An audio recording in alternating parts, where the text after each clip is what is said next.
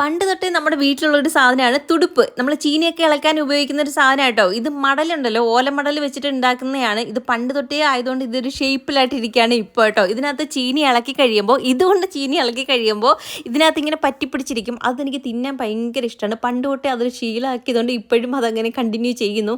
ഇപ്പം നമ്മുടെ കയ്യിൽ അതില്ല കേട്ടോ. വീട്ടിൽ വരുമ്പോഴേ ഇങ്ങനെയൊക്കെയുള്ള ഓർമ്മകളൊക്കെ നമുക്ക് പുതുക്കാൻ പറ്റത്തുള്ളൂ. അപ്പോൾ ഉച്ചക്കലത്തേക്ക് ഇതാ മീൻകറിയൊക്കെ റെഡി ആയിട്ടുണ്ട്. ചോറും മീൻകറിയും ചീനിയും മെഴുക്കുവരട്ടിയും മീൻ വറുത്തൊക്കെ ആയിരുന്നു കേട്ടോ. അതിനകത്ത് മീൻതല എനിക്ക് മസ്റ്റാണ്.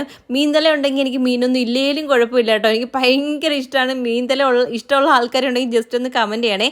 അങ്ങനെ പിന്നെ ഫുഡൊക്കെ കഴിച്ച് കുറച്ച് നേരം കാര്യങ്ങളൊക്കെ പറഞ്ഞ് അങ്ങനെ ഇരുന്നതിന് ശേഷം വൈകുന്നേരം ആയപ്പോൾ ഞാൻ വീട്ടിൽ നിന്ന് ഇറങ്ങിയിട്ടുണ്ടായിരുന്നു. അമ്മ എന്നെ പിന്നെ റോഡിൽ ബസ് കയറ്റി വിട്ടു കേട്ടോ. അങ്ങനെ അവിടുന്ന് ബസ് കയറി കൊട്ടാരക്കര ഇറങ്ങി, കൊട്ടാരക്കരയിൽ നിന്ന് ബസ് കയറി കല്ലുന്താഴത്ത് ഇറങ്ങി, കല്ലുന്താഴത്ത് കുഞ്ഞനായിട്ട് ഞാൻ അങ്ങനെ വീട്ടിൽ എത്തി കേട്ടോ.